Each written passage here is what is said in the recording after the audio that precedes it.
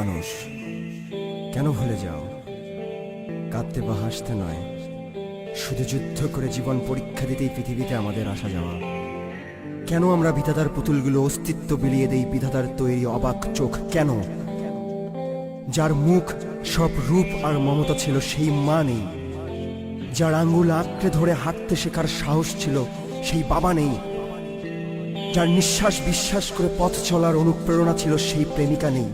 সব হারিয়েও বিজয়ী আমি, ইচ্ছে তোমাদের মুক্তির স্বাদ চাওয়াতে।